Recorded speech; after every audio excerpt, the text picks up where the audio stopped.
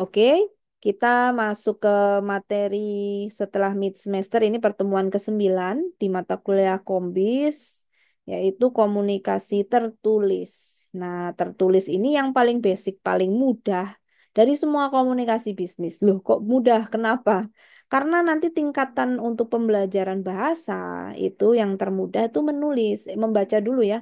Membaca, menulis, berbicara, bersikap itu terakhir. Sulit tuh kalau sudah ada kegiatan yang berperilaku seperti negosiasi, presentasi bisnis, ya kan? Negosiasi bisnis itu ada mata kuliah namanya bahasa Inggris bisnis, teman-teman.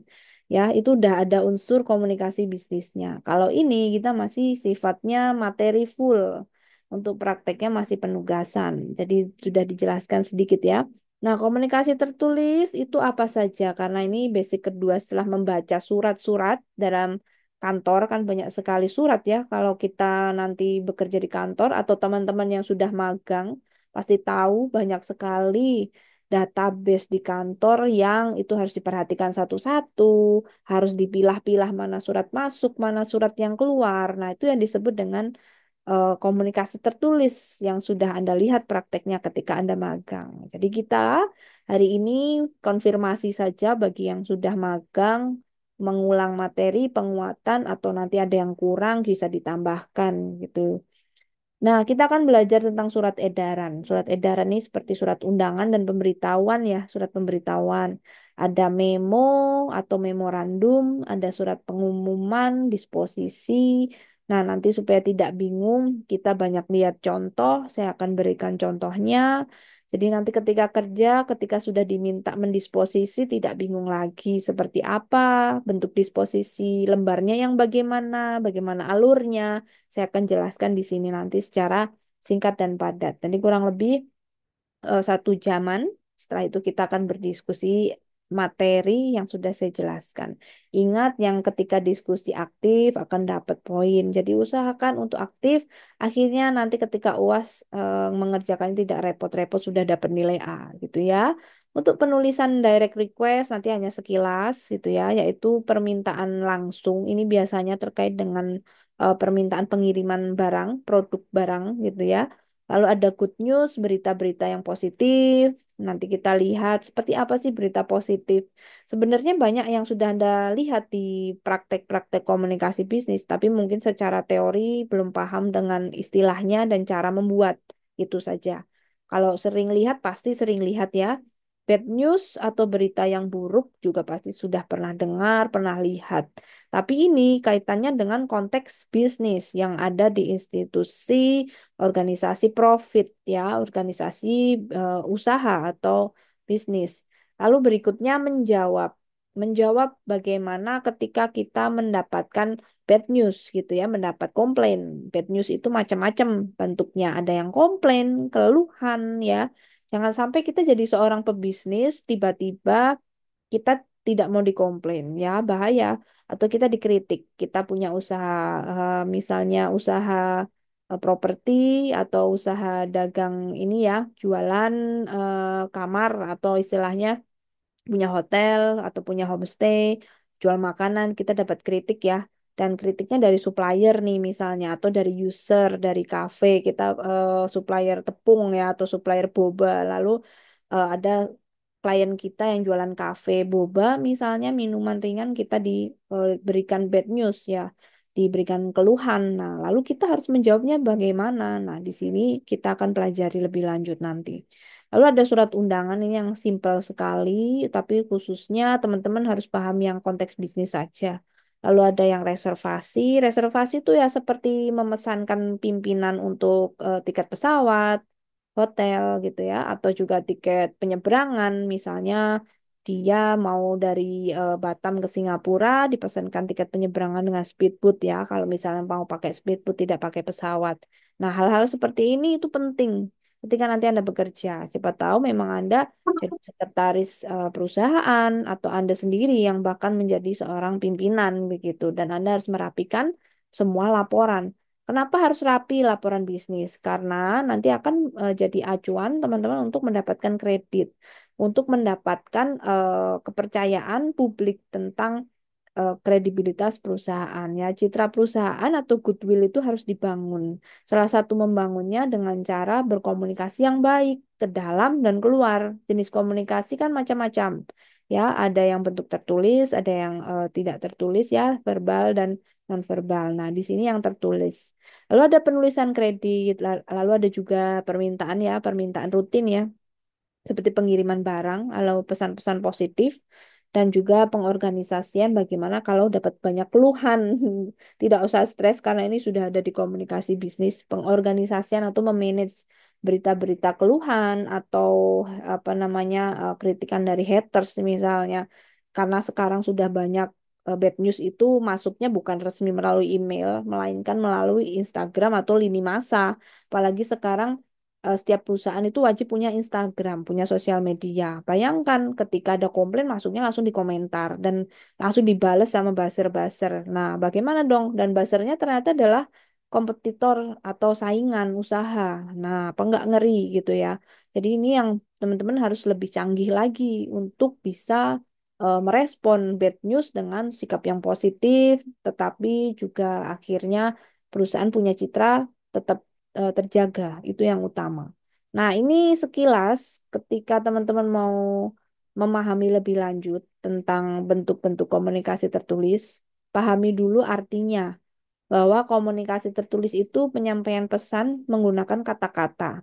Kata-kata itu yang bisa kita baca ya, bukan menjelaskan seperti verbal saya ini, tetapi menulis. Yang Anda baca di layar itu kan tulisan, artinya kata-kata, ya. Nah, harapannya tulisan ini bisa menyampaikan apa yang secara verbal bisa utarakan. Terkadang ada yang tidak bisa sampai dengan menggunakan kata-kata ucapan, akhirnya menulis. Nah, disinilah harapannya dengan menulis itu bisa tersampaikan dengan lebih cepat, lebih dalam, lebih detail gitu ya. Keutamaannya itu. Pesannya bisa melalui berbagai bentuk nanti. Jadi teman-teman harus perhatikan ada dua jenis ya, ucapan pesan yang berupa tulisan itu ada juga berupa lisan. Ya. Tulisan, kata-kata, ada juga yang berupa ucapan. Lalu untuk penerimaannya itu bisa menggunakan pendengaran ya, seperti telepon, itu kan melalui video, itu pendengaran. Atau menggunakan tulisan. Tulisan tadi bisa email, memo, lalu bisa juga melalui sosial media. Nah, ini yang disebut penerimaan pesan, teman-teman, komunikasi tertulis.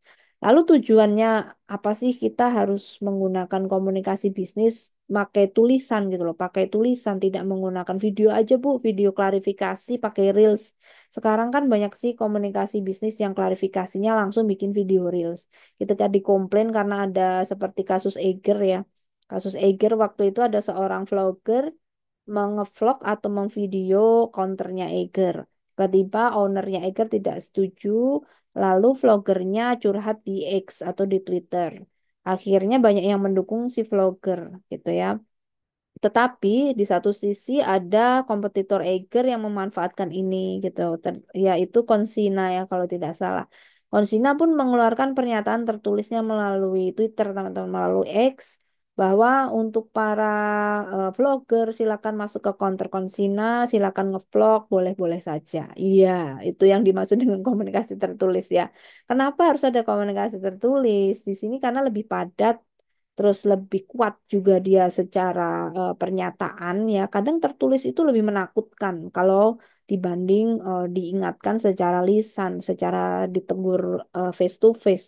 Ketika tulisan ada capnya, ada logo kopnya, itu kan udah ngeri ya, teman-teman. Nah, udah kelihatannya lebih otentik, apalagi ketika ada stempel hitam di atas putih. Nah, di sini lebih kuat dia secara hukum, terus lebih juga center of penerima komunikannya lebih ditekankan lagi. Lalu berikutnya ada penerima dan pemberi pesan itu berjarak. Ketika mereka ini LDR, long distance relationship antara pemberi pesan dan penerima, itu bisa pakai yang tertulis. Bu, kenapa harus pakai tertulis? Bisa aja video. Ya, memang, tapi tujuannya mungkin ada maksud yang tertentu. Berikutnya, kalau yang tertulis bisa diarsip gitu ya. Jauh lebih bisa simpel diarsip. Karena arsipnya bisa saja kita masukkan ke ini ya, lemari besi, ke rotary files. tuh ya ke bagian lemari khusus arsip gitu. Lalu nanti bisa dicetak secara scan, lalu scannya bisa didatabasekan di Google Drive. Nah, kurang lebih seperti itu, ada arsipnya. Kalau misalnya video, kita mengarsip video tuh butuh ini ya, banyak database, butuh banyak wadah, istilahnya muatannya juga lebih besar lagi, biayanya juga lebih besar, teman-teman, dibandingkan yang tulisan. Jadi seperti itu. Lalu tidak perlu tanggapan segera, ya bisa jadi responnya besok, karena tadi misalnya ada informasi yang terkait dengan pernyataan dari Konsina ya. Konsina itu merek untuk perlengkapan outdoor camping. Nah, mereka menginformasikan kepada semua calon pembeli kalau ingin ngevlog di counternya Konsina boleh-boleh saja. Tapi apakah para calon pembelinya langsung menanggapi? Kan tidak. Banyak sekali ya yang tidak menanggapi atau meramai di belakang berita tersebut. Nah, jadi seperti itu kira-kira ya. Lalu untuk syarat-syarat yang tertulis efektif seperti apa sih? Bagaimana cara membuat surat undangan yang baik, cara membuat memo yang baik, surat pengumuman yang baik. Yang jelas ya suasananya harus menguntungkan kedua pihak, sampaikan pesannya juga efektif, nyampai pesannya intinya seperti itu sampai ya diterima.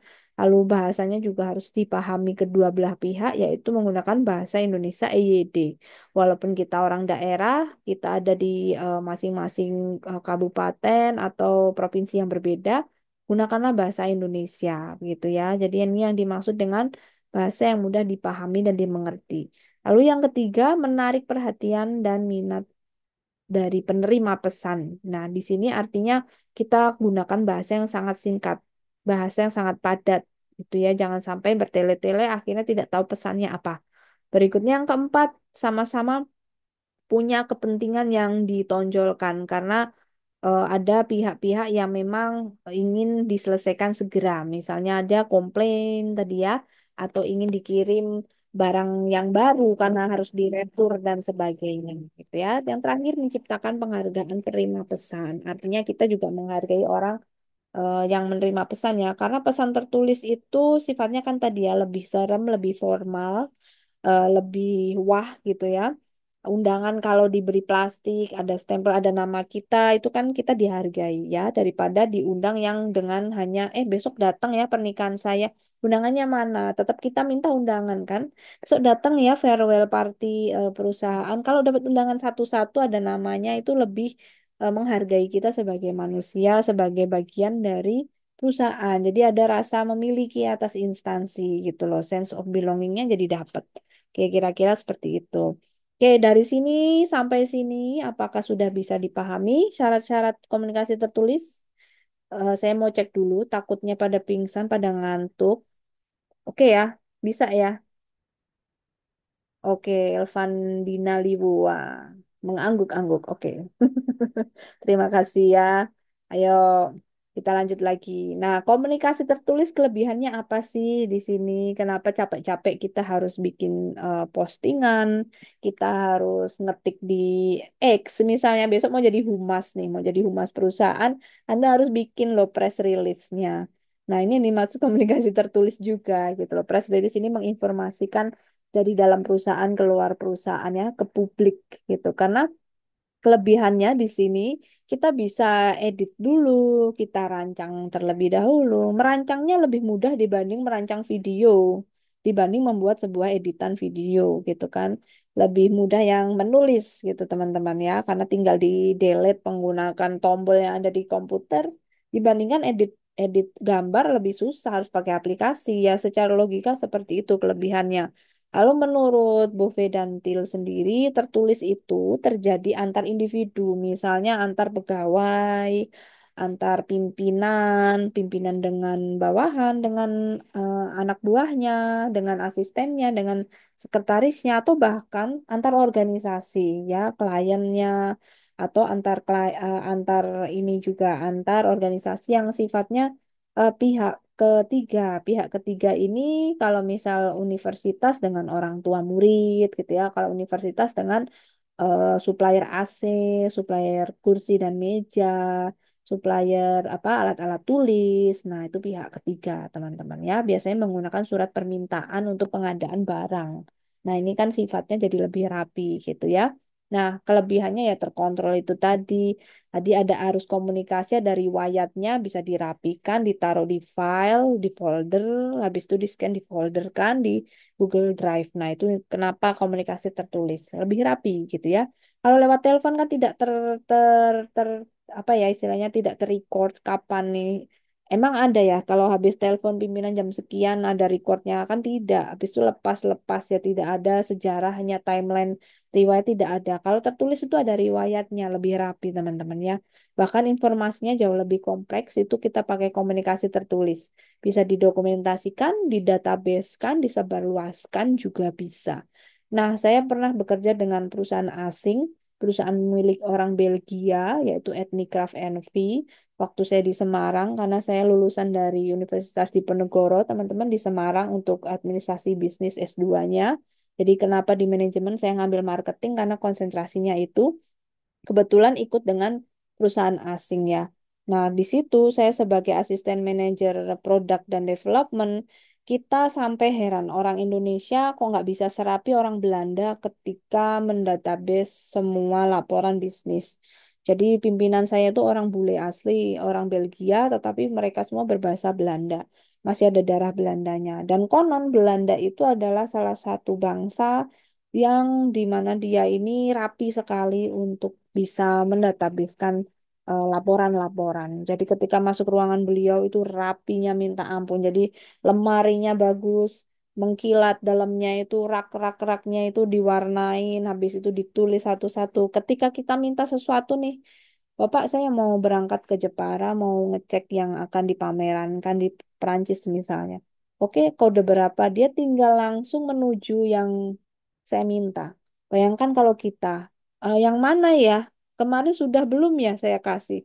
Udah dikirim, masih minta lagi datanya. Kita tidak rapi, teman-teman. Tidak punya riwayat merekam jejak komunikasi tertulis dengan rapi. Padahal secara awalnya komunikasi tertulis itu sudah bisa dikontrol, tinggal bagaimana memanage file. Nah, itu makanya ada mata kuliahnya. Kalau di kami ada dulu mata kuliah tentang ini ya, memanage file ya, manajemen perkantoran dan sebagainya. Tapi semua itu berawal dari komunikasi, dari produk-produk komunikasi. Oke, kita langsung masuk bentuk komunikasi tertulis yang paling pertama, gitu ya. Ini mungkin contohnya masih random, tidak semuanya dari instansi bisnis. Jadi contoh-contoh surat yang akan Anda lihat ya, sekarang silakan perhatikan di layar. Ayo bangun, bangun, bangun supaya tidak tertinggal materi. Yang penting Anda mengerti, Anda paham hari ini, Anda tahu hari ini loh surat pengumuman, ini loh surat edaran. Edaran tuh apa? Supaya ketika diminta sama pimpinan, sama bos, bikin surat edaran, bikin surat pengumuman tentang ini besok libur, besok ada rapat sampai sore sampai malam, bikin edaran itu apa ya Pak? Masa iya pimpinan diminta ngajarin kita gitu kan? Kita gunanya kuliah sudah sampai S1 apa dong gitu. Jadi setidaknya teman-teman tahu besok bisa dipakai lagi atau googling langsung lah surat edaran itu apa ya. Nah, surat edaran ini adalah informasi isinya untuk memberitahukan seseorang. Sifatnya sangat mendesak atau biasa saja. Nah, saya seringnya lihatnya edarannya ini mendesak, setengah mendesak. Kalau biasa saja jarang ya. Biasanya kalau ada edaran, kita ketakutan gitu. Waduh, mau diapain lagi nih? Waduh, liburannya kapan nih? Aduh, mau ada apa nih gitu ya. Ketika ada surat pengumuman dan ada kopnya resmi, ada nomornya, kita ketika dapat surat pengumuman tuh udah mulai was-was. Aduh, ada kerjaan lagi nih. Aduh, nggak bisa free lagi gitu. Karena sifatnya tuh memberitahukan sebuah kegiatan yang itu harus kita ikuti, harus kita perhatikan, harus kita siapkan. Rata-rata begitu. Sifatnya memang rata-rata mendesak dan himbauan untuk dilakukan follow up, untuk ditindaklanjuti, untuk kita ikuti kegiatannya. Rata-rata begitu. Nah, ini kemungkinan kalau sifat pemerintah gitu ya, edaran dari pemerintah pusat atau daerah atau pemerintah kota gitu ya, rata-rata ya seperti kesehatan, bencana begitu ya. Seperti ini ya, Anda lihat ini ada Wali Kota Bekasi punya pengumuman tentang edaran kewaspadaan COVID. Tuh ya.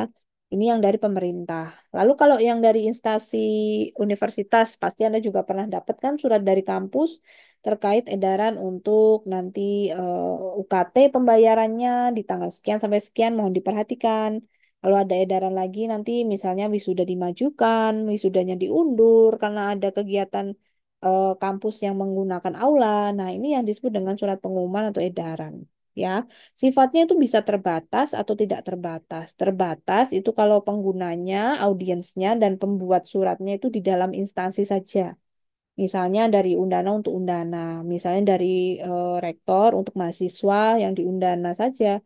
Tapi kalau tidak terbatas itu sifatnya keluar dari organisasi. Ini misalnya edaran tentang apa RT ya, lomba RT, RW, lomba yang ada di desa itu kan sifatnya untuk khalayak ramai. Artinya itu tidak terbatas ya. Oke, berikutnya surat edaran itu apa saja sih komponen atau pengumumannya ya teman-teman? Pengumumannya, komponennya, bagiannya ada kop surat ya. Kop surat tuh Anda bisa lihat nih di sebelah kiri. Ini ada surat edaran pembuatan email resmi mahasiswa. Sebagai maba, pasti kalian juga pernah dapat surat sejenis ini ya. Ini ada contoh dari Universitas Negeri Malang. Jadi diminta untuk bikin email mahasiswa begitu ya. Anda yang belum punya segera menghubungi UPT pusat atau helpdesk-nya. Nah, ini surat edaran. Nah, kami sering banget melihat ini yang ada di WhatsApp. Ada lagi edaran lagi, edaran lagi. Sampai kadang itu penuh, WhatsApp itu penuh isinya adalah surat edaran, teman-teman. Jadi kita harus sering-sering membersihkan ya, memasukkan ke database. Banyak banget itu, dikit-dikit edaran, dikit-dikit edaran. Jadi semakin eh, instansi itu kompleks, semakin instansi itu punya klien yang besar, punya scoop yang lebih luas jangkauannya, dia itu sering membuat surat edaran yang sifatnya resmi seperti ini, yang sifatnya ada capnya, ada pimpinannya, bahkan ada disposisinya, ada tanda tangan wakil pimpinannya dulu, baru ke pimpinannya, baru diedarkan. Nah, itu tergantung perusahaannya.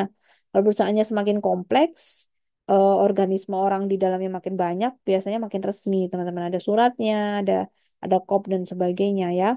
Nah, rata-rata seperti itu. Nah, isi surat disebut pendahuluan, ada isi, ada penutup. Pendahuluan itu seperti kepada itu ya para dekan, kepada mahasiswa misalnya. Lalu penutupnya di sini ada yang ucapan terima kasih atau tidak ada, nanti tergantung dengan bagaimana kebutuhan surat. Nah, kaki surat ini ada di paling bawah sendiri, kadang ada yang lupa ya, atau banyak sekali mahasiswa yang ketika membuat surat izin yang sifatnya membuat sendiri, itu rata-rata tidak bisa membuat. Jangankan mahasiswa, kami dan saya pun ya kami yang dosen dan saya juga pernah mengalami ini ketika proses pindah atau mutasi ke Undana juga saya harus membuat surat yang sifatnya itu pribadi sendiri gitu ya. Surat pengajuan pindah dan di bawah itu ada kaki surat ini yang kadang harus revisi berkali-kali. Kaki surat ini adalah tanggal, nama lengkap, kepala, jabatan dan kita yang tanda tangan. Kadang saya yang sebelah mana yang tanda tangan, pimpinan saya yang kepala jurusan yang mana, dekan sebelah mana nih gitu. Sampai harus direvisi berkali-kali di bagian kepegawaian di SDM. Ya di kaki surat. Ya ada ada tembusan dan stempel. Nah, rata-rata letak kiri kanan ini yang suka keliru. Nah, kalau misal Anda disuruh membuat surat gitu ya dan pernyataan Anda sakit misalnya atau Anda pernyataan bahwa Anda benar mahasiswa Undana Manajemen FEB dan Anda magang gitu misalnya ya, Anda mendapatkan hadiah gitu. Anda harus membuat pernyataan atau membuat paspor deh. Membuat paspor tuh Anda harus punya surat pernyataan Anda mahasiswa Undana. Berarti Anda harus membuat, ya benar nama saya ini, nama, NIM, alamat, semester berapa. Yang tanda tangan adalah kepala jurusan atau korprodi dan ada tanda tangan Anda. Kalau misalnya sampai tiga ke dekan, artinya ada tiga kaki di sini, berarti ada nama Anda, nama korprodi, dan nama dekan. Nah, ini kadang bingung letaknya di mana. Ya, jangan terburu-buru untuk memberikan langsung minta tanda tangan, Anda konsultasi dulu deh dengan pembimbing, dosen pembimbing atau dosen yang Anda kenal begitu, bagaimana cara menyusun kakinya. Biasanya yang Anda tanda tangani atau tanda tangan Anda di sebelah kiri, lalu yang sebelah kanan seperti yang terlihat ini kan ada kepala siapa yang tanda tangan itu biasanya koprodi, dan yang tengah itu nanti dekannya. Jadi ada susun tiga kakinya. Nah, ini penting banget teman-teman. Kadang kita suka di ini ya dicibir atau kadang dibully sama pimpinan kalau ke kantor kantor baru besok-besok kayak misalnya masa anak sudah S1 tidak bisa bikin surat gitu kan. Itu sering banget kita dengar. Nah, kalau sudah seperti itu ya minta cepat-cepat di ini ya dipelajari kembali. Aduh berarti keliru. Itu saja tidak masalah diulang lagi ya. Lalu surat edaran berikutnya ini lingkupnya macam-macam. Surat edaran itu surat pengumuman. Jadi jangan bingung, edaran dan pengumuman itu sama. Terserah nanti penyebutan di kantor Anda itu. Nah, ruang lingkupnya ada di pemerintahan gitu ya, organisasi publik pemerintah yang tidak mencari profit tapi milik pemerintah seperti pusat yaitu kementerian, ada di kabupaten atau daerah. Bahkan universitas juga punya surat-surat pengumuman. Dinas-dinas terkait, dinas kesehatan itu ya juga punya, dinas olahraga dan pemuda, dinas pariwisata juga punya. Lalu di sekolah-sekolah SD, SMP, SMA juga pernah bikin surat ini ya, surat edaran. Apalagi perusahaan. Yang kita tekankan nanti perusahaan ya, kelurahan RT RW juga sering ya. Perusahaan itu surat pengumumannya biasanya tadi ya pengumuman terkait dengan liburan dan sebagainya atau ada pemandanan NPWP gitu ya. Kalau kami waktu itu suruh ngecek kembali NPWP karena ada tenggat waktu yang diminta atau mengupdate data Sister dan Sinta atas kinerja kita sudah melakukan apa selama 1 semester itu biasanya diinformasikan kembali atau kita diminta untuk mengikuti kegiatan itu adalah surat pengumuman dan di situ siapa saja yang harus ikut misalnya nama saya dengan dosen-dosen yang lain di manajemen dicantumkan itu surat pengumuman teman-teman ya ada tanda tangan pimpinan di situ di kaki suratnya. Lalu surat edaran ini sifatnya kan informasi, rata-rata mendesak. Nah, nanti jangan heran ada surat pengumuman itu yang kadang ada statusnya. Bentuk statusnya itu di dalam kotak gitu ya, segera, amat segera, rahasia gitu ya. Ada yang seperti itu yang pasti Anda akan pernah lihat suatu saat nanti. Oke. Nah, sifatnya ini disampaikan secara resmi. Nah, ini banyak yang saya berikan contoh adalah yang di sekolah, yang di pemerintahan, yang sifatnya publik ya, belum ke bisnis. Ini rata-rata tentang pemberitahuan-pemberitahuan kepada wali murid gitu ya. Nanti kalau Anda mau lihat lengkapnya bisa banyak banget di Google, teman-teman. Karena sifatnya mendesak gitu ya. Oke, dari sini sudah jelas tentang surat pengumuman, teman-teman. Sudah paham? Ada yang mau ditanyakan? Tidak ada ya? Kalau anteng atau tenang-tenang saja berarti aman. Oke, kita lanjut dulu deh. Memo. Memo atau memorandum. Oke. Untuk memo atau memorandum, kebanyakan dipanggilnya memo ya. Kalau memorandum kepanjangan. Jadi memo ini adalah media singkat saja, satu arah sih. Data-data di dalam organisasi. Nah, memo ini bentuknya macam-macam. Ada yang seperti ini yang Anda bisa lihat di layar di sebelah kiri. Nah, tergantung kebutuhan dari perusahaan. Bu, ribet banget sih perusahaannya pakai punya format memo. Terserah dong dia yang punya bisnis gitu ya. Kalau misalnya mau yang lebih singkat juga boleh. Tapi kalau kan tadi saya sudah pernah bilang, tadi saya sudah bilang, semakin dia kompleks kegiatan usaha bisnisnya, seperti Sinarmas misalnya. Ya, seperti perusahaan Sinarmas. Seperti punyanya Pak Eka Cipta Wijaya, orang terkaya di Indonesia ya, salah satu sembilan naga. Jadi dia punya 8 perusahaan holding company, mulai dari agriculture, perusahaan apa namanya, properti ada, ya, kertas juga ada, tambang ada, perkebunan ada 8, hotel juga ada. Nah, semakin kompleks, biasanya ini memonya makin kompleks dong. Karena apa? Biar detail supaya lebih jelas database-nya nanti mencari tidak repot, tidak bingung ya, tidak makara riuk sana sini gitu, makara rapak lah istilah di sininya. Nah, karena ini ribet terlihatnya, berarti ini untuk perusahaan yang memang kompleks gitu loh. Jangan heran, loh ribet amat Bu. Nah, tergantung perusahaan apa nih. Kalau perusahaan multinasional ya jelas ribet. Karena nanti untuk penyimpanannya itu berguna ketika dicari gitu loh. Untuk memudahkan pencarian. Kenapa ribet gitu. Ada nanti yang sangat simpel. Kenapa simpel? Ya memang kebutuhannya tidak kompleks. Mungkin perusahaannya ya sebatas di area lokal, PT yang memang hanya di satu daerah, belum sampai ke luar negeri, belum ke multi internasional dan sebagainya begitu. Emo ini berupa petunjuk, perintah, atau isinya singkat-singkat saja gitu ya. Nah, ini ada contoh, mohon maaf contohnya mungkin seperti ini. Jadi ada tanggal untuk dari dan subjek lalu seperti apa isinya gitu ya. Jadi memo ini biasanya dari pimpinan ke sekretaris sih rata-rata atau hanya di satu area departemen saja, hanya misalnya di manajemen ke manajemen gitu ya, antar manajemen aja itu pemberlakuan gitu kan.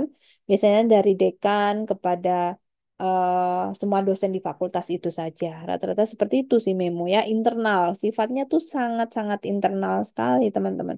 Tetapi internal kok ribet, Bu? Ya, kembali ke kebutuhan ya. Ini seperti ini misalnya memo di perusahaan batu bara ya di sini dia menginformasikan kepada seluruh karyawan untuk tidak melakukan perbuatan yang melanggar hukum seperti mabuk-mabukan gitu ya di area tambang karena kan mereka bekerja 24 jam kalau orang tambang ada target yang harus diselesaikan ya. Jadi tidak boleh madat dan sebagainya, tidak boleh mengedarkan obat dan sebagainya. Ini internal memo ya. Tidak boleh berkelahi gitu kan, tidak boleh rusuh di situ. Oke, jadi ini yang disebut dengan memo gitu. Lalu ada juga ini kalau mau pakai bahasa Inggris. Nah, biasanya kalau waktu dulu saya kerja memo ini sifatnya hal yang menyenangkan ya tiba-tiba datang, wah ada Christmas party nih kepada staff dan biasanya karena kita sudah internasional atau waktu itu udah ada internet ya, mohon maaf jadi semuanya pakai email. Jadi boleh tertulis itu tidak harus sifatnya tulis tangan, bisa juga diketik pakai email. Kalau sekarang diketik pakai WhatsApp, itu bisa jadi memo. Tetapi baiknya diketik dulu gitu kan ya. Diketik kan, habis itu ada tanda tangan gitu loh. Ada tanda tangan di softfile kan dikirim WhatsApp. Itu yang benar, bukan di WhatsAppnya ya. Tetapi diketik secara bentuk surat tersendiri, barulah dikirim via email gitu loh. Nah, kurang lebih seperti itu susunan membuat surat-surat yang komunikasi tertulis. Lalu ada pengumuman yang sifatnya hampir sama dengan edaran. Rata-rata pengumuman ini bisa untuk sekelompok orang ya, yang harus dilaksanakan di organisasi tertentu. Bisa diletakkan di website perusahaan, di buletin, majalah internal perusahaan. Perusahaan juga punya majalah, teman-teman. Atau kalau di sekolah aja di majalah dinding gitu ya. Nah, ini diinformasikan juga. Oke, lalu ada via Instagram perusahaan juga ada. Tetapi Instagram itu pengumuman yang untuk pihak luar, bukan untuk instansi yang di dalam, gitu ya. Nah, ini contoh-contoh surat pengumuman. Oke, ini pengumuman dan edaran mungkin teman-teman agak bingung ya. Kalau edaran itu tadi yang di awal sifatnya menginformasikan dan lebih urgent sifatnya saja sih. Kami biasanya kalau dapat surat-surat edaran kadang bilangnya juga pengumuman, tetapi jenis sifatnya lebih urgent atau lebih emergensi ya, lebih mendesak untuk ditangani untuk lebih diperhatikan. Kalau pengumuman ini biasanya sifatnya ya oke deh, tidak usah ditindaklanjuti, sekedar kita tahu saja gitu ya.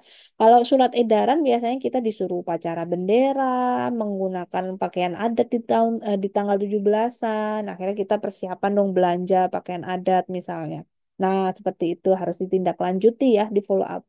Kalau pengumuman itu sifatnya sama-sama sih kita bilangnya pengumuman juga ada yang diumumkan, tetapi sifatnya yang pengumuman ini lebih ke tidak perlu kita menindaklanjuti atas isi surat yang disampaikan. Kita sekedar tahu saja.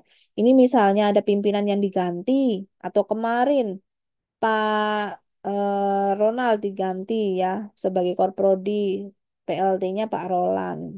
Itu kan diinformasikan gitu kan artinya ada pengumuman dan sifatnya kan mungkin oke deh kita tahu. Habis itu yang mau menindaklanjuti kan yang ada keperluan minta tanda tangan ya. Kalau misalnya kami tidak ada keperluan minta tangan ya tidak perlu menindaklanjuti surat gitu teman-teman ya. Oke, paham ya? Lalu surat disposisi. Nah, kita lanjut ke surat disposisi. Disposisi ini adalah untuk digunakan ke surat. Ini bukan surat sebetulnya. Kalau kita bilang ini lembar.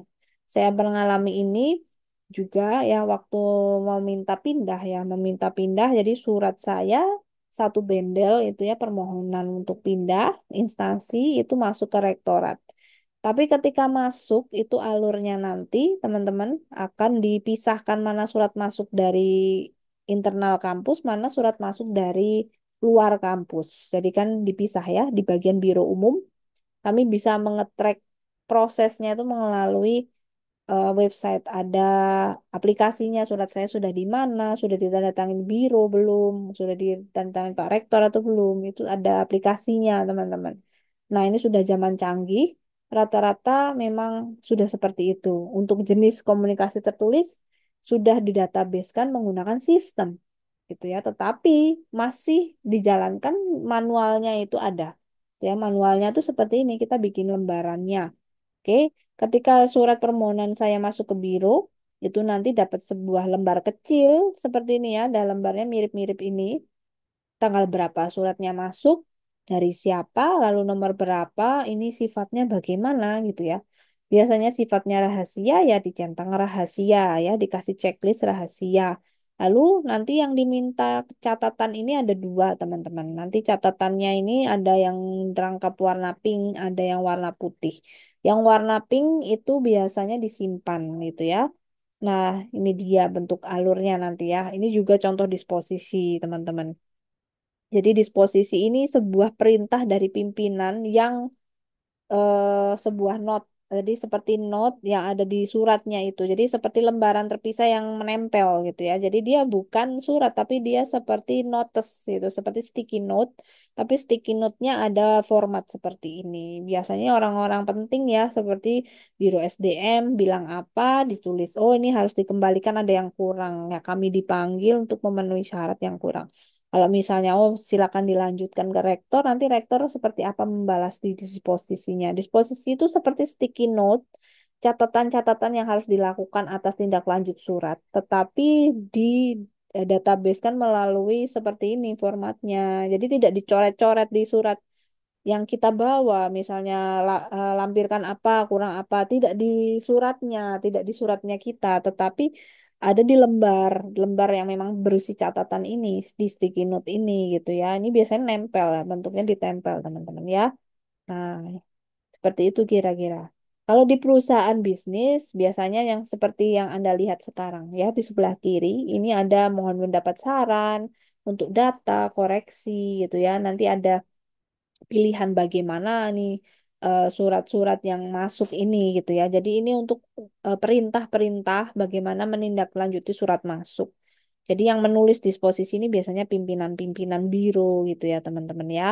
Nah, nanti yang warna pink dan putih nanti ini ada rangkapnya teman-teman. Jadi bentuknya tuh seperti kwitansi rangkap yang ditempel di surat masuk gitu ya. Yang pink itu untuk yang bersangkutan biasanya dilanjutkan ke pimpinan yang menangani hal tersebut. Kalau misal saya pindah waktu itu ya dari instansi UNY ke Undana, berarti saya harus minta persetujuan disposisi ke Biro Umum dulu, suratnya masuk, lalu ke Biro SDM, gitu ya, pimpinan di SDM, Biro SDM, dan Kepegawaian.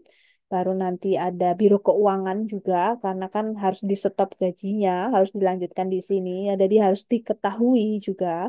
Lalu nanti yang pink ini ada banyak kan, dia masuk terakhir ke Pak Rektor, gitu. Nanti Pak Rektor bilang, mohon sudah diketahui, sudah ditangani, biasanya yang 25. Kita ketika lihat di aplikasi itu surat saya sudah direktur, belum, oh sudah. Disposisinya terlihat di upload. Sudah di nomor 25 dicentang mohon diproses. Berarti sudah di ACC sama Pak Rektor, ini surat tinggal turun sebentar lagi. Nah, kira-kira seperti itu. Kalau yang diarsip tuh yang putih ya untuk Biro Umum dan Kepegawaiannya atau Biro Tata Usaha. Oke, kurang lebih seperti itu teman-teman yang terkait dengan surat-surat yang sifatnya sering terlihat nanti di kantor. Apakah masih on? Dikit lagi. Kita lihat jam berapa ya. Saya takutnya masih pada tidur jam 4. Oke, tadi kita mulai setengah 4, setengah 5. Sedikit lagi deh. Oke, sedikit lagi ya. Sabar ya. Oke, direct request. Direct request ini permintaan langsung. Ini sekedar tahu saja ya teman-teman. Kalau kita berbisnis, nanti kita itu akan meminta sebuah produk kepada supplier. Kita tergantung bisnisnya apa. Anda mau jualan apa? Kan tidak bisa orang jualan itu pakai kaki tangan kita sendiri. Business is about collaboration. Anda juga harus bekerja sama dengan pihak-pihak terkait.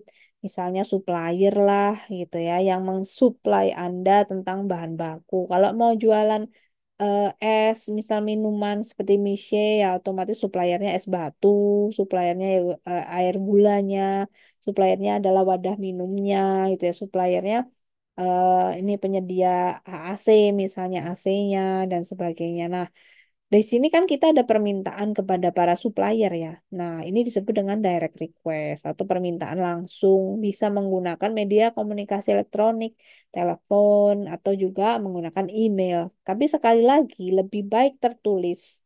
Karena apa? Ada rekam jejak historinya. Ketika terjadi sengketa, terjadi keluhan, dampak negatif, Anda ada bukti. Makanya ketika pacaran lebih baik enaknya tertulis daripada cuman telepon-teleponan. Tidak ada bukti Anda punya hubungan. Kalau besok beneran kita udah pacaran, mana buktinya? Oh, tidak ada teleponan terus ya. Nah, karena dulu pernah teman saya ya intermezzo aja kan mau nikah ya sama orang asing. Jadi diminta buktinya di kementerian itu karena kan dia dari orang Inggris mau masuk ke Indonesia tuh. Jadi harus ada bukti mana kalau mau kalian ada pernah saling pacaran. Jadi harus punya bukti chat WhatsApp. Tuh ya itu di print out. Itu di print out selama berapa tahun ya di print out. Berarti betul gitu ya. Karena kan nikah campur itu tidak bisa sembarangan. Makanya komunikasi tertulis itu punya nilai yang lebih kuat. Apalagi dalam bisnis. Itu ya teman-teman. Jadi hati-hati dengan tulisan. Hati-hati dengan rekam jejak elektronik tulisan. Karena itu bisa jadi dimanfaatkan ke hal yang tidak baik kalau memang ada orang yang memang berniat tidak baik. Jadi hati-hati sekali dengan ketikan. Itu yang harus ditekankan pada teman-teman dan kita semua. Ya, berikutnya perusahaan juga minta info produk baru. Tidak harus kita minta stok lagi, minta stok es batu dong. Saya jualan minuman nih es teh gitu. Es teh Indonesia punya franchise-nya misalnya kita ambil franchise usaha, kita minta supplier baru, minta stok baru itu juga direct request atau info produk baru juga bisa gitu ya. Kita mau uh, membuat karpet apa mau memesan karpet interior karena mungkin kita lagi punya skincare ini ya, store skincare, mau bikin karpet, mau desain, kita tanya-tanya produk baru dulu. Nah, itu bisa dengan direct request. Jadi permintaan langsung, gitu kan? Tapi saya tidak sarankan telepon ya, walaupun tadi ada telepon, saya menyarankan ketika telepon langsung email. Baiknya ada emailnya. Ketika perusahaan punya rekam jejak komunikasi via email dengan serius, artinya itu perusahaan yang bonafit, perusahaan yang bagus, yang dia berani mendatabasekan riwayat komunikasi. Nah, itu sebaiknya dipegang erat-erat supplier yang punya mental seperti itu. Berikutnya perorganisasiannya gimana sih? Bagaimana memanage direct request? Ya sebaik-baiknya menggunakan bahasa yang jelas, bahasa yang efektif, yang sopan, lalu ada penjelasan permintaannya tentang apa, tidak bertele-tele, lalu ada penutupnya gitu ya, berterima kasih dan minta dikirim dengan segera gitu ya. Tujuannya apa sih harus tetap ada request seperti itu, walaupun tiap hari kita harus pesan yang rutin, misalnya kita tiap bulan rutin pesan, tetapi kenapa harus resmi terus begitu ya teman-teman? Padahal kita mungkin sudah kenal dengan suppliernya, bahkan sering nongkrong bareng dengan suppliernya gitu kan.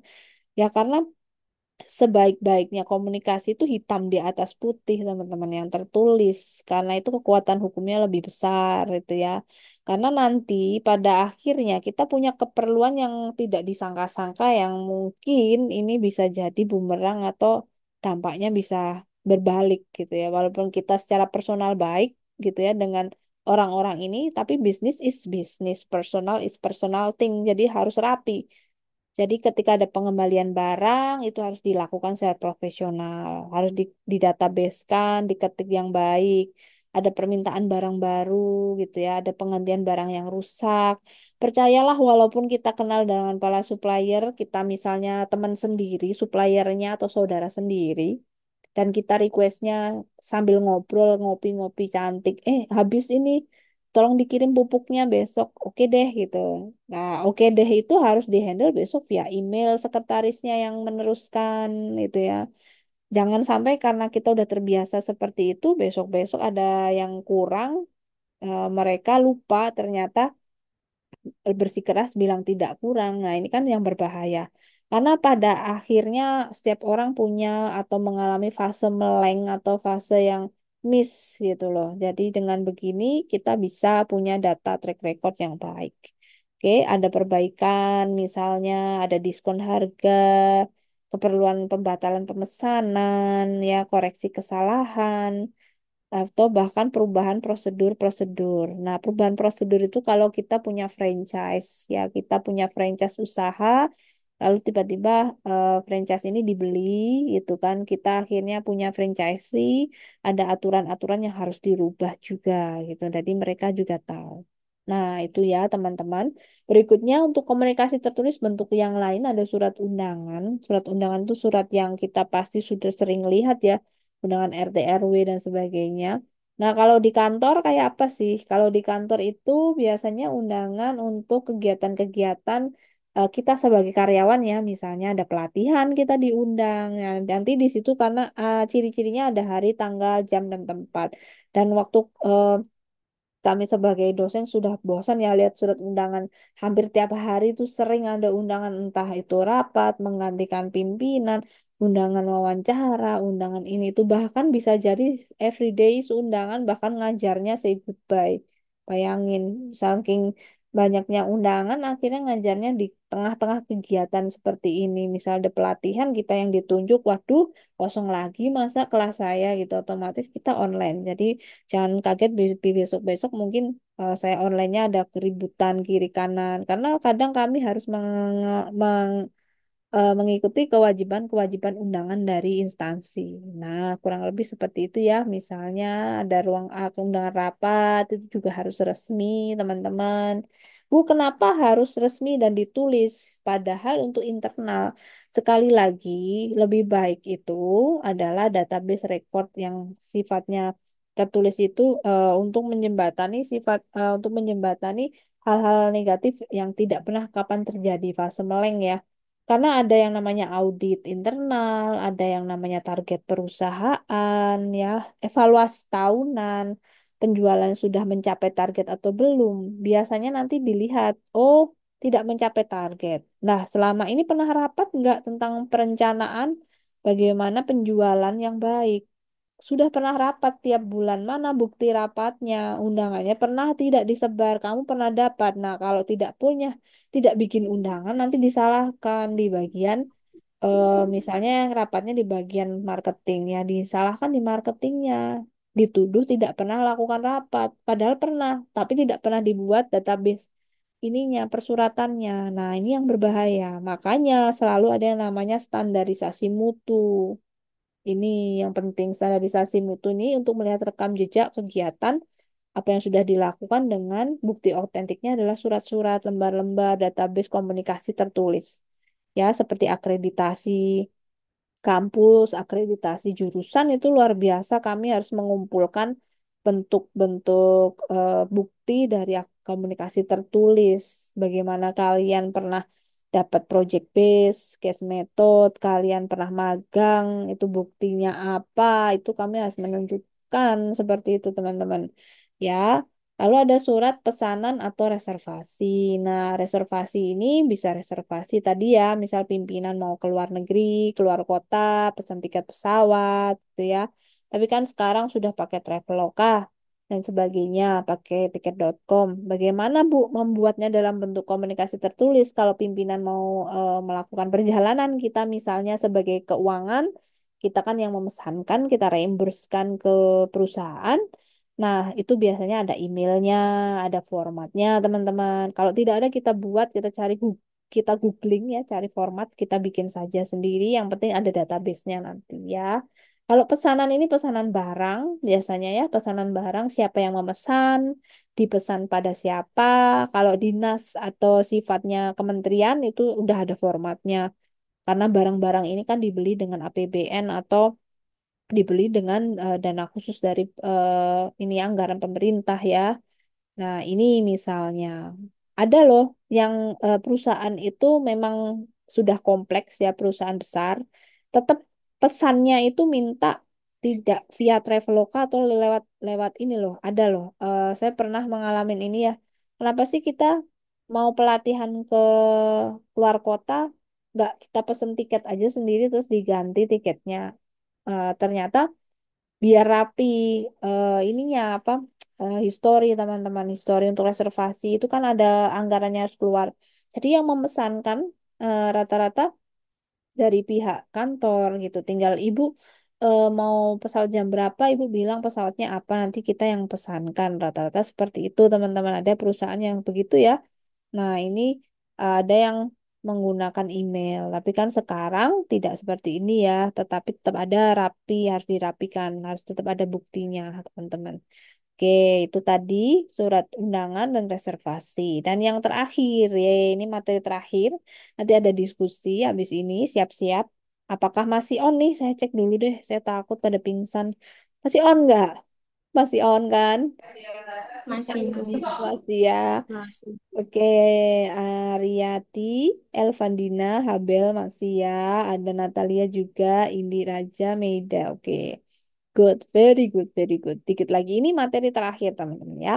Materi terakhir, kita nanti 30 menit kurang lah gitu. Kita selesai mungkin sekitar jam 5 kurang gitu ya.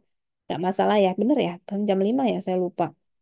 Nah, ini kita akan isi dengan diskusi, kita akan isi dengan tanya jawab, tuh kan? Nah, ini materi apa pokok bahasan yang saya sampaikan yang sudah hampir penghujung materi. Jadi ada good news dan bad news. Nah, ini sering sekali kita lihat tapi tidak tahu istilahnya begitu ya. Yang sering kita lihat itu paling nanti misalnya di majalah kantor tiba-tiba di bagian belakang sendiri itu ada Selamat Natal dan Tahun Baru kami staf keuangan di ini di perusahaan turut bergembira bersama menyambut gitu kan.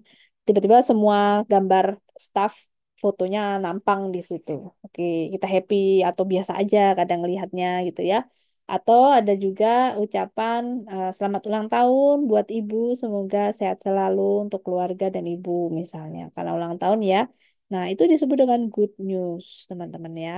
Good news itu berita atau hal-hal positif yang diumumkan secara simpel atau singkat di instansi internal, gitu ya, di internal perusahaan atau di dalam perusahaan. Biasanya ucapan congratulation ya, selamat ulang tahun, selamat melahirkan, sudah melahirkan misalnya, selamat sudah naik jabatan, dapat promosi gitu ya. Kemarin ada ya di manajemen ada yang sudah naik jabatan, terus kita ucapkan. Tapi sekarang karena versinya sudah era digital, good news ini berubah menjadi japri grup WhatsApp gitu ya. Misalnya kepada Ibu selamat terus di tag gitu kan. Apakah ini masih kita kategorikan bisa di database, Bu? Dicatat nggak sih, Bu? Katanya tadi semua komunikasi tertulis melalui internal perusahaan itu harus dirapikan. Tergantung ya kalau ada kaitannya dengan history profit itu sih iya. Tapi kalau hanya sifatnya good news yang sekedar selamat hari raya itu sepertinya tidak perlu di ini ya, tidak perlu didatabasekan. Kita cukup tahu bahwa ngerutin tiap tahun kita pasti ada ucapan Natal dan Tahun Baru. Bahkan mungkin hanya sebagai evaluasi tahun kemarin kita udah foto bersama pakai baju merah kok. Ayo bikin lagi buat cover paling belakang masa merah lagi. Paling hanya itu aja sih ya teman-teman. Hanya keputusan yang sifatnya kebersamaan gitu ya. Historinya memang ada, tetapi kembali untuk kebutuhan. Ada yang enggak, ada yang ingat, ada yang tidak gitu. Kadang kalau nggak ingat ya udah sama merah lagi bajunya gitu kan teman-teman. Lalu berikutnya ada ucapan-ucapan selamat udah dipromosikan, itu juga good news gitu ya. Oke, lalu yang bad news apa teman-teman? Bad news ini rata-rata berita duka gitu ya. Kita turut berbelasungkawa Lalu ada juga berita pemberhentian bekerja karena mungkin sudah pensiun ya. Diinformasikan teman, rekan kerja, nama bapak ini dan bapak ini di bagian ini akan melakukan ini ya, selesai masa baktinya sehingga kita diundang untuk farewell party. Nah, itu bad news atau good news nih farewell party. Kita heboh, kita makan-makan, tapi kita sedih ya. Saya juga heran farewell party bad news or good news gitu kadang. Nah, itu yang jadi pertanyaan. Tapi tidak usah pusing, biarin aja. Yang penting kita makan gitu kan.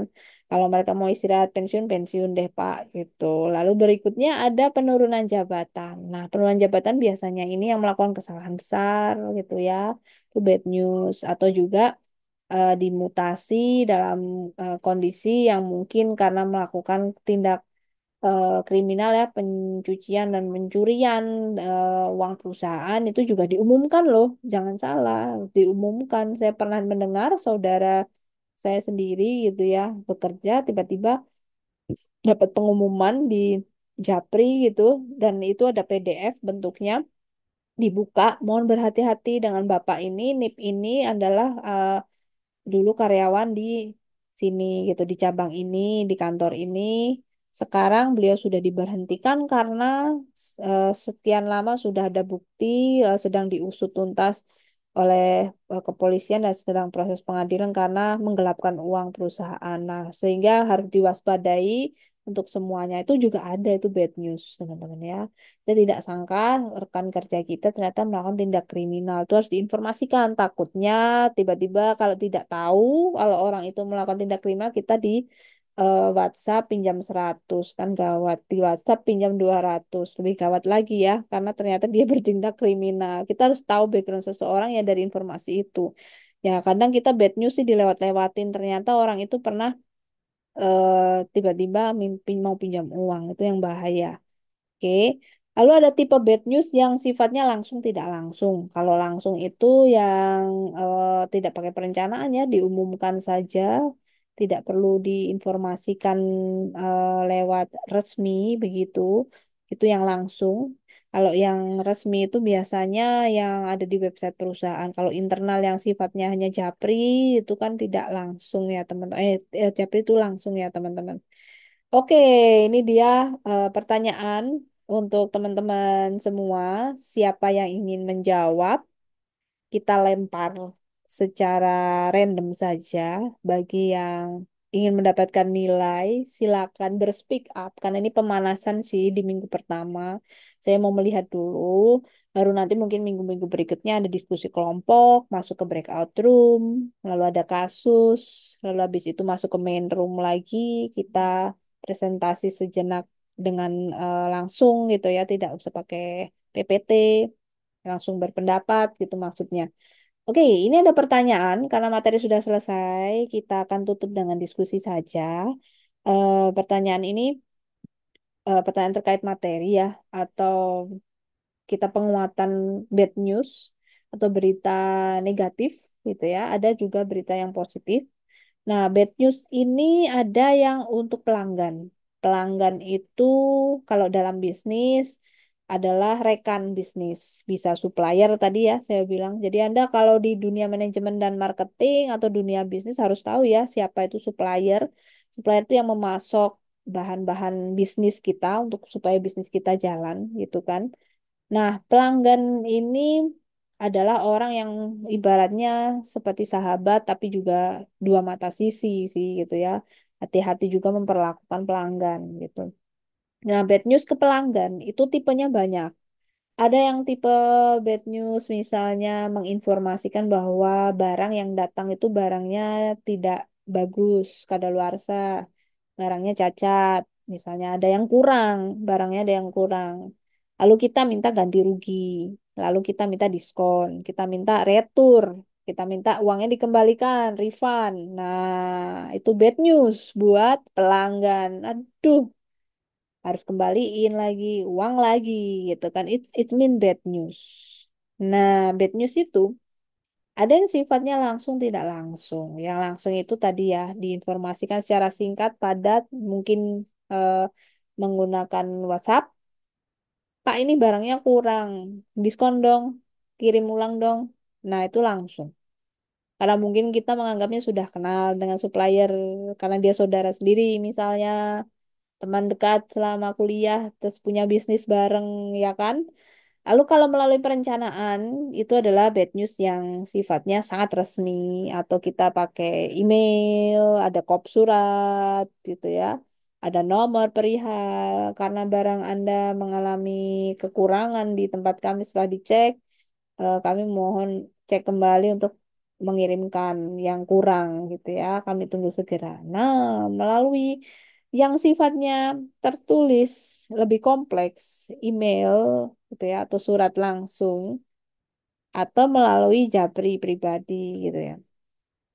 Mau pilih yang mana gitu untuk bad news kepada pelanggan yang menurut Anda efektif gitu, supaya direspon oleh pelanggan secara cepat, itu yang mana secara cepat, atau mungkin ada pertimbangan lain, yaitu oh lebih sopan ini Bu, reputasinya lebih bagusnya kalau yang ini misalnya. Nah, Anda mau yang mana? Kan ada dua kubu. Mau cepat tapi mungkin reputasi biasa, mau reputasi bagus tetapi tidak cepat-cepat amat, harus dibuat detail, paling besok baru jadi suratnya, sedangkan ini barangnya harus datang segera. Nah, itu milih yang mana kondisi dilematis ini? Oke, siapa yang mau berpendapat? Bebas. Kita berikan waktu berpikir. Kalau sudah, langsung raise hand. Setelah itu saya tunjuk, baru Anda meng-on kan mikrofonnya. Oke, silakan. Yuk. Oke, ada Wulan di sini yang resen.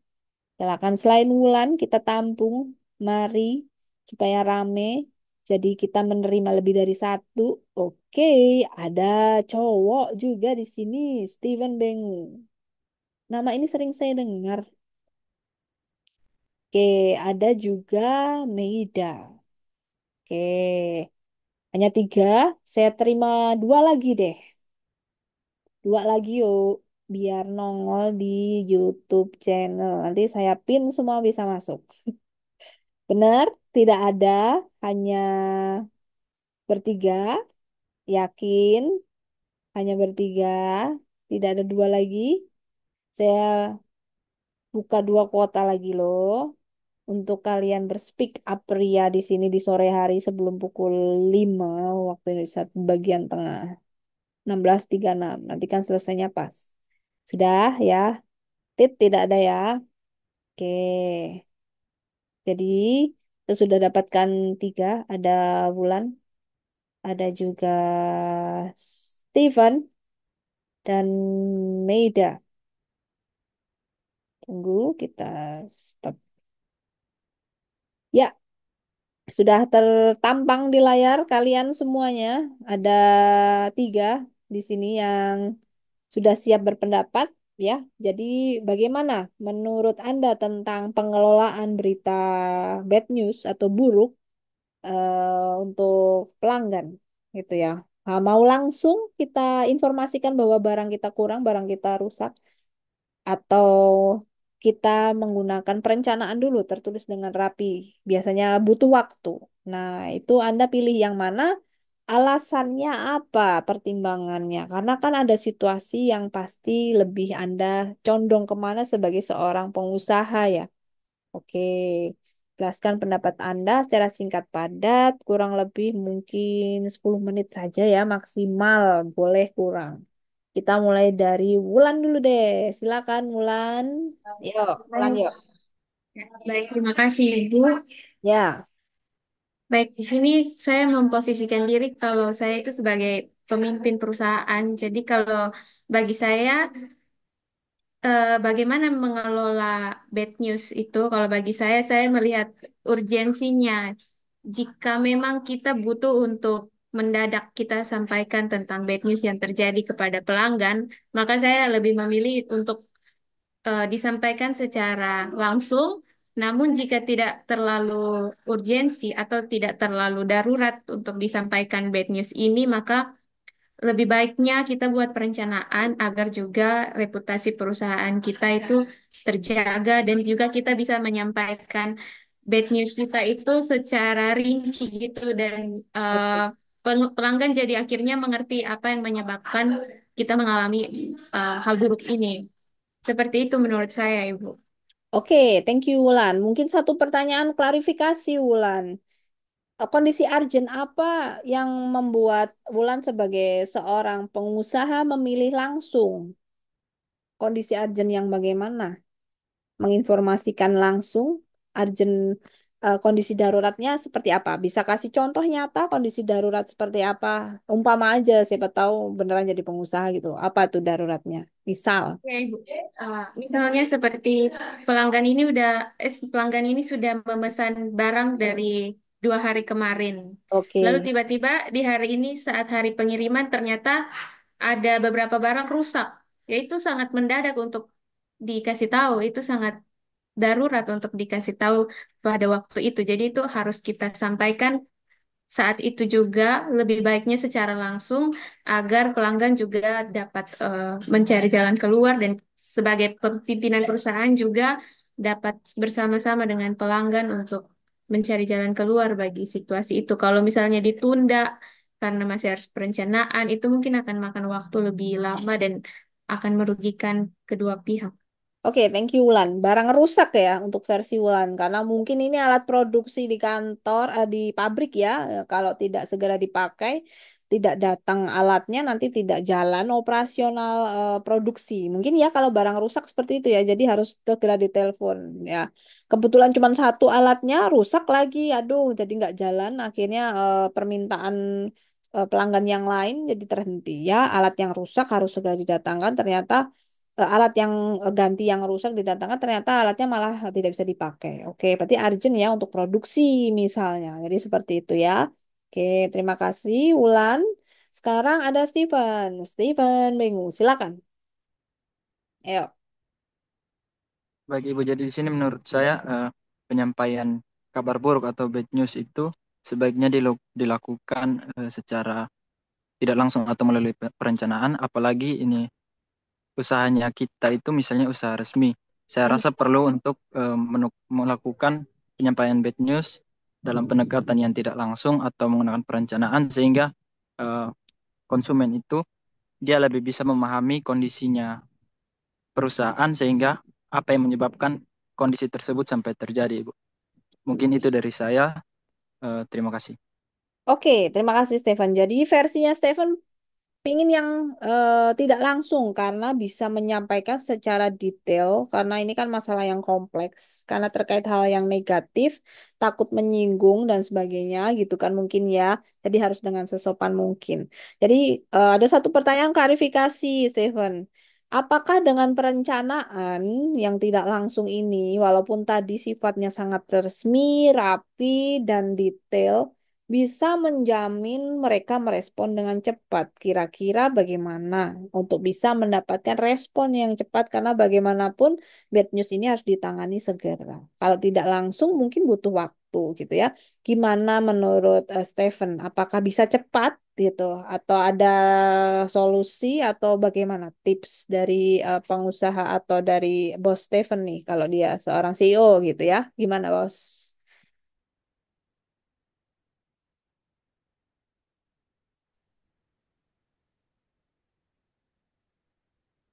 Masih off, di on kan dulu mic-nya.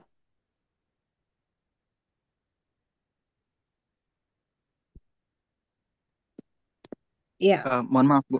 Mungkin bisa mengulangi yang kalimat terakhir tadi oh saya ya, agak jaringan. ya. Menurut Stephen, bisakah direspon dengan cepat kalau menggunakan perencanaan? Bagaimana solusi dari Stephen supaya direspon dengan cepat apabila menggunakan email gitu daripada menggunakan WhatsApp biar bisa di follow up, ditindaklanjuti keluhan ini misalnya adakah solusi dari Stephen kalau menggunakan perencanaan atau pasrah saja terserah mereka mau selesai kapan gitu merespon. Menurut Stephen, Stephen seperti apa?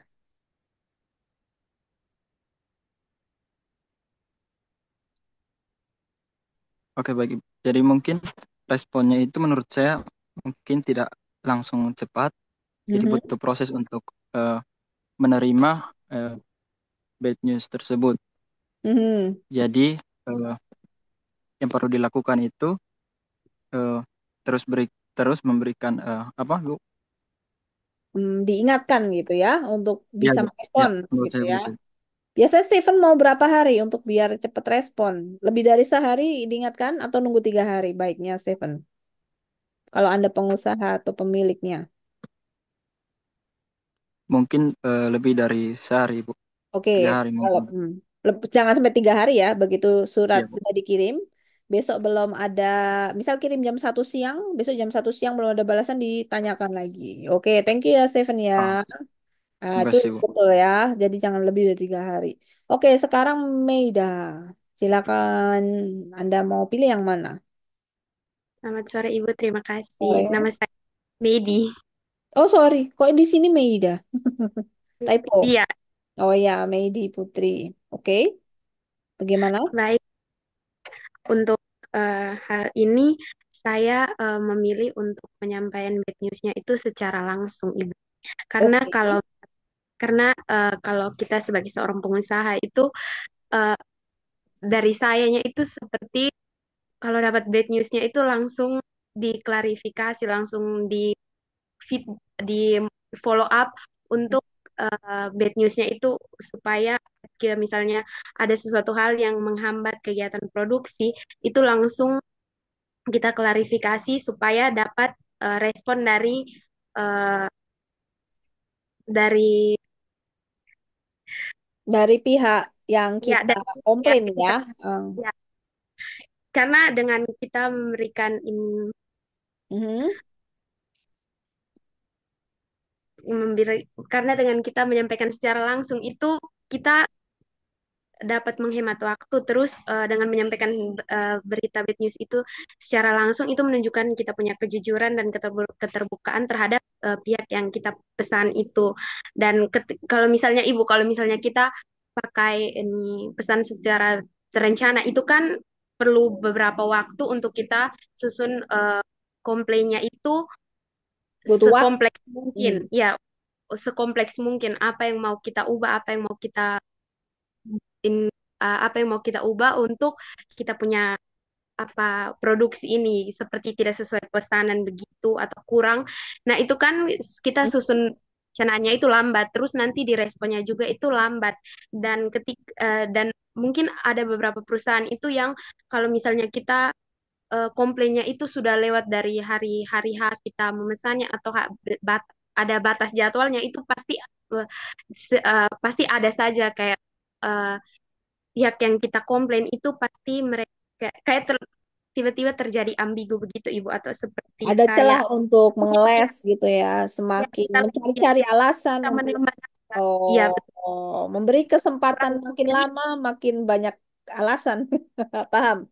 Oke, betul saya Ibu kayak langsung menimbulkan kesalahpahaman ya. begitu. Oke, ada sih perspektif itu ada juga di pengusaha.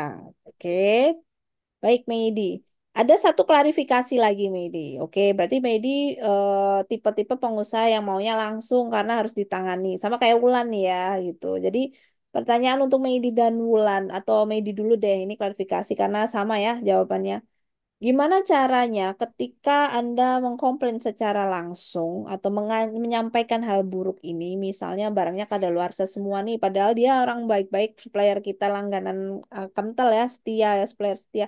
Kok tiba-tiba ngirimnya yang kadaluarsa, memang dia nggak tahu kalau kita butuh kualitas bagus.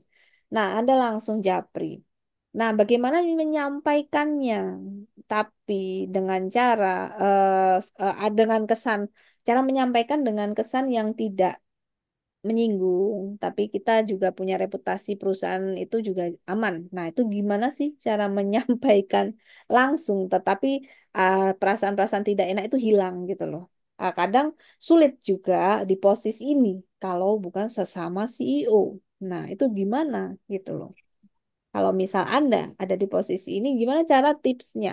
Medi dulu.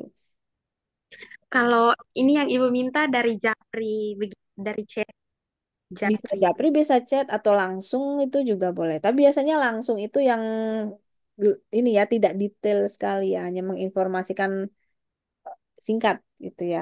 Bisa email singkat, belum ada bukti-bukti fotonya, belum ada bukti faktur yang keliru. Kalau lengkap itu ada anota disertakan, itu butuh waktu memang sih. Mungkin kalau untuk komplain secara langsungnya ini bisa melalui face to face. Terus kalau menurut saya tuh Ibu, kita kan misalnya sudah kenal nih, karena mungkin perasaan mau komplain baru pertama kali mereka buat kesalahan.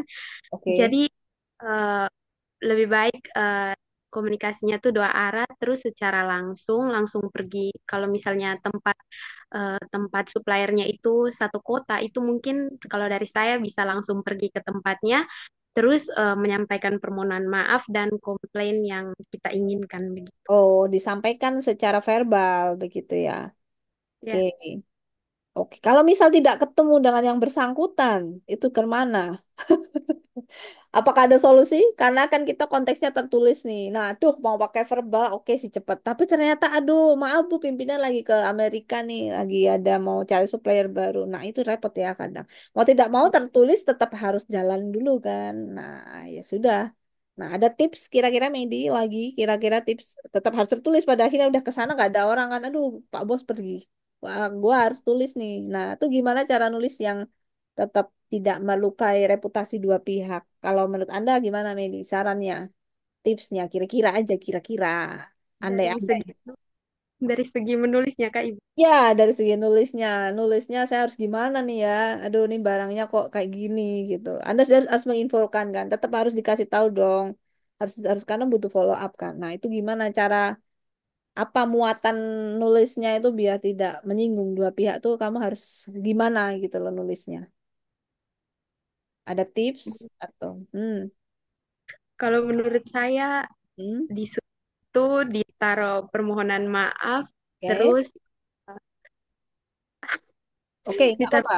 Ah, ditaruh permohonan maaf, terus eh, tanpa mengurangi rasa hormat juga, oke, ada eh, kata itu ya, tipsnya ya. ya Oke, ya tanpa mengurangi rasa hormat, terus menyampaikan komplain nyampaikan yang intinya, komplainnya. ya Oke, komplain. oke, very good, very good. Saya setuju sih.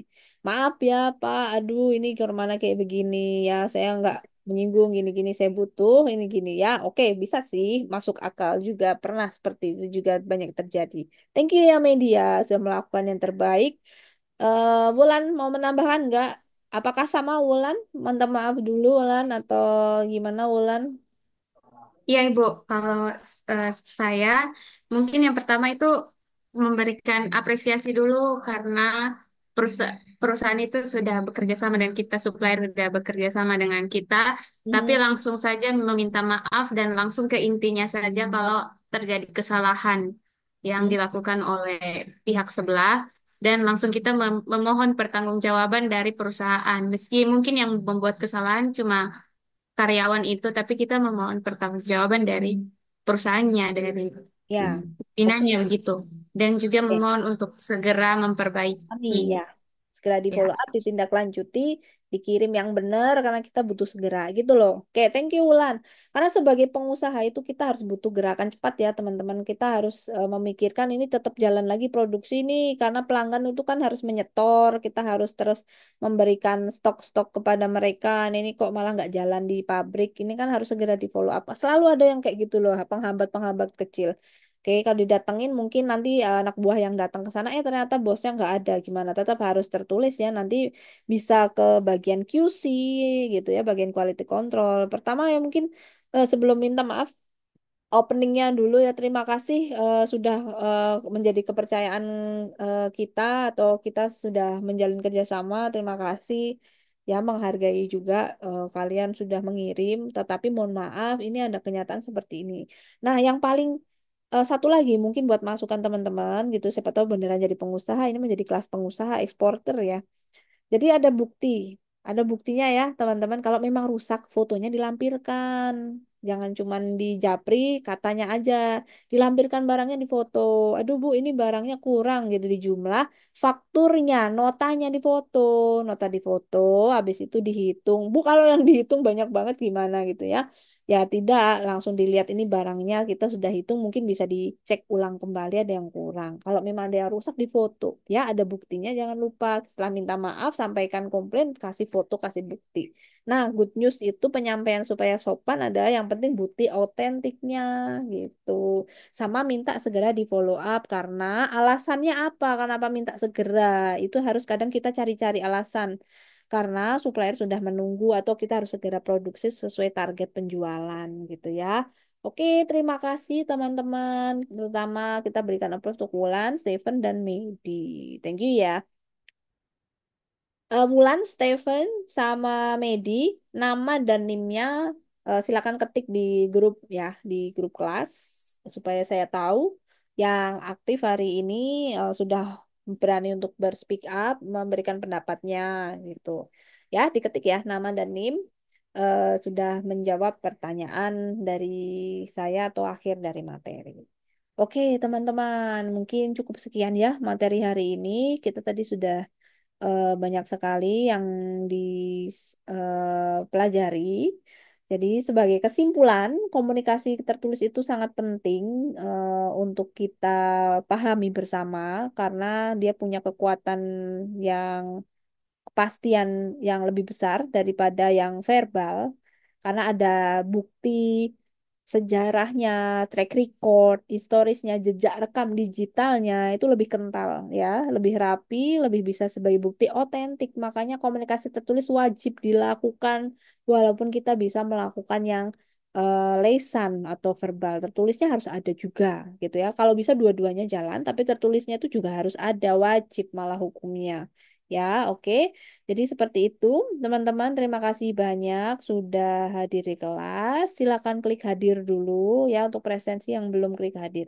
Ada yang mau bertanya terakhir sebelum menutup materi terkait dengan kelas? Tidak ada? Aman? Aman. Tidak ada. Oke. Kalau tidak ada, kita akan ketemu lagi minggu depan di jam yang sama, mata kuliah yang sama. Sampai ketemu lagi ya.